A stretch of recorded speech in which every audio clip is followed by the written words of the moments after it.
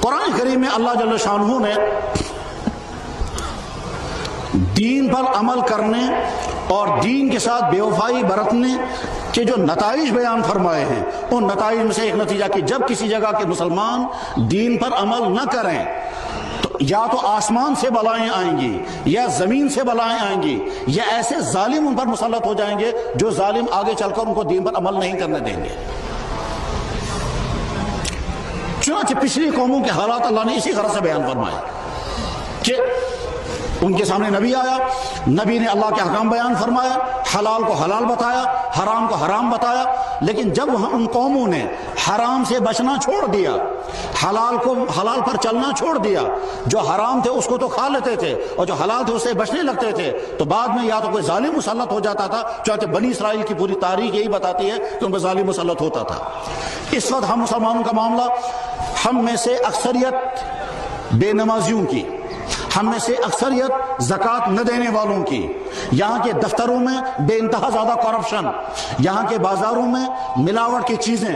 یہاں کی شادیوں میں زیادہ تر حرام اور ناجائز کام، یہاں کے نوجوان لڑکے اور لڑکیاں طرح طرح کی برائیوں میں پھنسے ہوئے اور طرح طرح کی آواریوں اور گناہ کے کاموں میں ہیں۔ غرض یہ کہ جتنی جو چیزیں اللہ نے حلال کی ہیں وہ ہم کرنے کو تیار نہیں، اور جو چیزیں اللہ نے حرام فرمائی ان سے بچنے کو تیار نہیں۔ جب صورتحال کسی جگہ کی یہ ہوتی ہے تو اللہ تعالیٰ شانہ کچھ عرصے کے لیے وقفہ دیتے ہیں، مہلت دیتے ہیں، اور جب سدھار نہیں آتا ہے تو اس کے بعد پھر یا تو ظالم مسلط ہو جاتے ہیں اور وہ بعد میں دین پر چلنے والوں کو دین پر چلنے نہیں دیں گے، حرام کام زبردستی کروائیں گے۔ چنانچہ یہاں جو شراب کو عام کرنے کی ایسی مہم چل رہی ہے کہ ساری نسل تباہ ہو جائے اس کی فکر نہیں، مگر سارے شراب میں پھنس جائیں، ڈرگز کو عام کرنے کی، اور نہ جانے کون کون سے طبقے اس کام میں لگے ہوئے ہیں۔ یہاں کے لڑکوں اور لڑکیوں کو ناچ گانا سکھانے کے لیے اور کروڑوں روپے اس پر خرچ ہو جاتا ہے، کس پر؟ سب سکولوں میں لڑکے ناچیں گے اور گائیں گے اور سمجھتے ہیں اسی کا نام ترقی ہے۔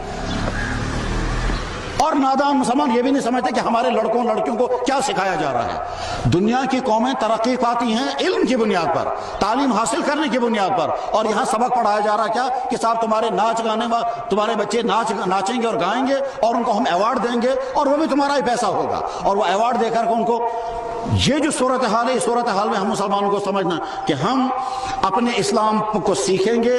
پڑھیں گے، اس پر عمل کریں گے، جو چیزیں اسلام نے لازم کی ہے ان پر ہم عمل کریں گے، جو چیزیں اسلام نے حرام کی ہیں ان چیزوں سے ہم اپنے آپ کو بچائیں گے، خصوصاً اپنی نئی نسل کو بچائیں گے۔ اور اگر اس تبدیلی نہیں آتی ہے، اگر یہاں کے بازاروں میں ملاوٹیں ختم نہیں ہوتی، اگر یہاں کے ملازم صحیح ڈیوٹیاں نہ دیں، اگر یہاں کرپشن ختم نہ ہو، اگر یہاں کے نوجوان برائیوں کو نہ چھوڑ دیں، اگر یہاں فیشن فرسی ختم نہ ہو، اگر یہاں کی لڑکیاں آوارگی سے اپنے آپ کو نہ بچائیں، اگر یہاں کی لڑکیاں باہر کے سکولوں میں جا کر کے جو بدکاریوں میں پھنس جاتے ہیں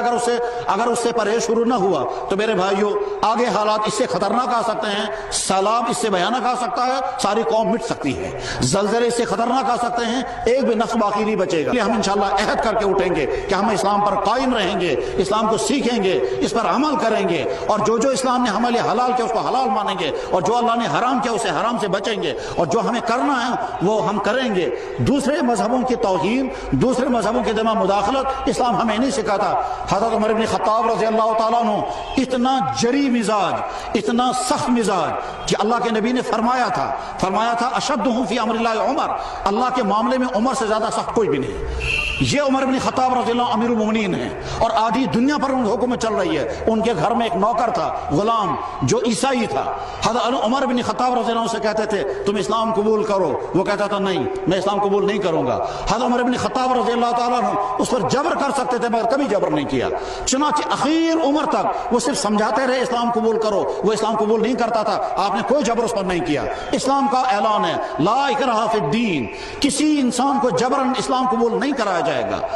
دھوکہ دیتے ہیں جو لوگ یہ کہتے ہیں اسلام تلوار سے پھیلا ہے، اگر اسلام تلوار سے پھیلا ہوتا تو 800 سال تک ہندوستان پر مسلمانوں نے حکومت کی ہے، کس ہندو پر تلوار چلائی گئی؟ یہاں کشمیر میں 250 سال تک مسلمانوں کی حکومت رہی ہے، شاہ میر دور حکومت، کس ہندو پر تلوار چلائی گئی کہ تم جبر مسلمان بنا؟ اور اگر کسی کو جبرن مسلمان بنایا جائے اسلام اس کو مسلمان مانتا ہی نہیں ہے، کیونکہ اسلام نام ہے دل کے ماننے کا، تصدیق قلبی کا، اور جب دل سے انسان اسلام قبول کرے گا تب وہ مسلمان مانتا ہے۔ تو جیسے اسلام دوسروں کے مذہبی جبر کا قائل نہیں، اسی طرح سے دوسروں کے جبر کو بھی اسلام قبول نہیں کرتا ہے۔ اللہ جل شانہ اس اسلام کے ساتھ ہم کو وفاداری، اس اسلام کو پڑھنے، اس پر عمل کرنے اور اپنے گھروں، اپنے بازاروں، اپنے دفتروں میں اس اسلام کو نافذ کرنے کی توفیق عطا فرمائے۔ وآخر دعوانا ان الحمد للہ رب العالمین برحمتک یا ارحم الراحمین، آمین۔